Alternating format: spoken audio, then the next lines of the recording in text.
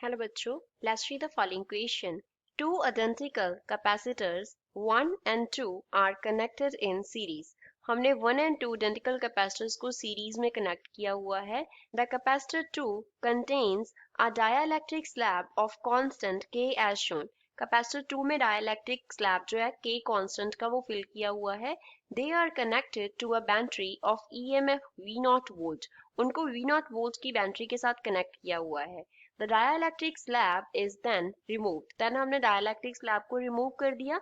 Let Q1 and Q2 be the charge stored in capacitor before removing the slab and Q1 dash and Q2 dash be the values after removing the slab.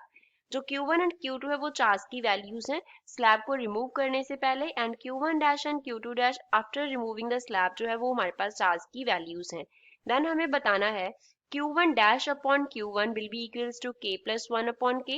Second, Q2 dash upon Q2 will be K plus 1 upon K plus 1 upon 2. Third, Q2 dash upon Q2 is equals to K plus 1 upon 2K. और fourth option is Q1 dash upon Q1 is equals to K upon 2 होगा. So first of all we will talk about the key concept used in the question. इस question में हम क्या की concept use करेंगे. तो अगर तो हमारे पास हमें चार्ज का वैल्यू निकालना हो तो चार्ज को सपोज हमने Q से डिनोट किया तो ये प्रोडक्ट होता है C एंड V का. C जो है वो डिनोट करता है कैपेसिटेंस को. C here denotes capacitance and V here denotes potential. Capacitance and potential का जो प्रोडक्ट है वो हमारे पास चार्ज के इक्वल होता है. एंड अगर हमारे पास कैपेसिटर सीरीज में हो, सेकंड कॉन्सेप्ट हम क्या यूज करेंगे कि जब सीरीज में हमारे पास कैपेसिटर्स होते हैं, सपोज इसका कैपेसिटेंस है C1, इसका है C2, ये हमारा सेकंड कॉन्सेप्ट है. तो इक्विवेलेंट कैपेसिटेंस है जो वो कैसे फाइंड आउट किया जाता है, 1/C इक्विवेलेंट इक्वल होता है 1/C1 प्लस 1/C2 के. अब इस क्वेश्चन को सॉल्व करते हैं. क्वेश्चन में एक कैपेसिटर में क्या है, डाइलेक्ट्रिक स्लैब रख दिया. कैपेसिटर में डाइलेक्ट्रिक स्लैब इंसर्ट कर दिया. तो जो उसका न्यू कैपेसिटेंस होगा C डैश वो इक्वल हो जाएगा पहले जो कैपेसिटेंस था मल्टीप्लाई कर देंगे K से. क्वेश्चन में हमें दिया है आइडेंटिकल कैपेसिटर्स है. दैट मींस फर्स्ट का जो कैपेसिटेंस होगा वो सेकंड के कैपेसिटेंस के इक्वल होगा. एंड डाइलेक्ट्रिक स्लैब का कांस्टेंट कितना है, डाइलेक्ट्रिक कांस्टेंट K है. तो जो न्यू C डैश होगा वो CK होगा. अब फर्स्ट का जो कैपेसिटेंस है C1 सपोज वो C के इक्वल है, तो सेकंड का जो कैपेसिटेंस है C डैश वो किसके इक्वल हो जाएगा, C इंटू K के इक्वल हो जाएगा. ये दोनों हमारे पास क्या है, सीरीज में है. तो सीरीज में है तो इक्विवेलेंट कैपेसिटेंस जो है वो क्या होगा, 1/C1 प्लस 1/C2 होगा. यहाँ पे वैल्यूज फिल कर देते हैं. सो 1/C इक्विवेलेंट जो है वो किसकी इक्वल आ गया, that is equals to 1/C1 कितना है C प्लस 1/C2 कितना है C इंटू K है. तो एलसीएम ले लेंगे तो 1/C इक्विवेलेंट जो है वो इक्वल होगा किसके, अपॉन में आ गया C के, ऊपर यहाँ पे आ गया K, यहाँ पे क्या आ जाएगा 1 आ जाएगा. तो जो C इक्विवेलेंट है वो किसकी इक्वल है, C इंटू K अपॉन में आ गया K plus 1. Consider question number 1.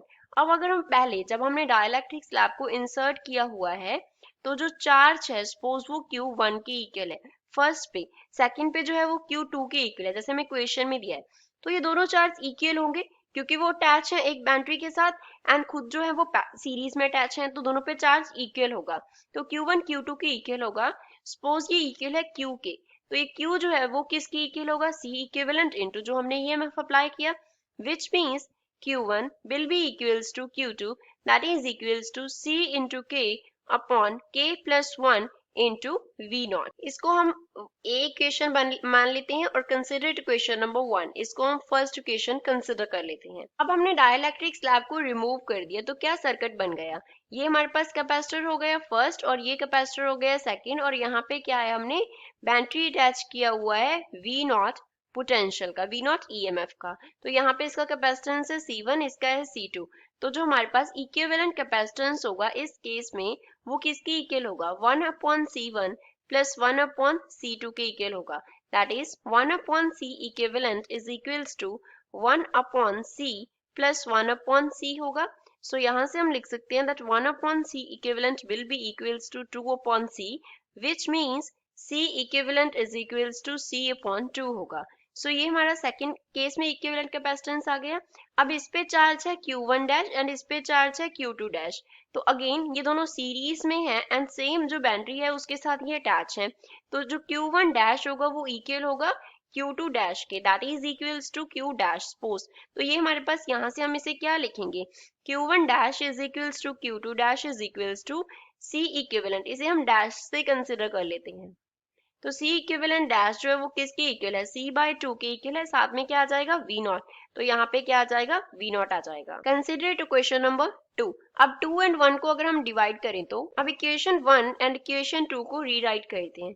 Equation 1 से हमने फाइंड आउट किया Q1 एंड Q2 का value, that is equals to C into K upon K plus 1 into V not, and equation 2 से हमने क्या find out किया, इक्वेशन 2 से फाइंड आउट किया Q1 dash equals to Q2 dash that is equals to C upon 2 into V not की equal है।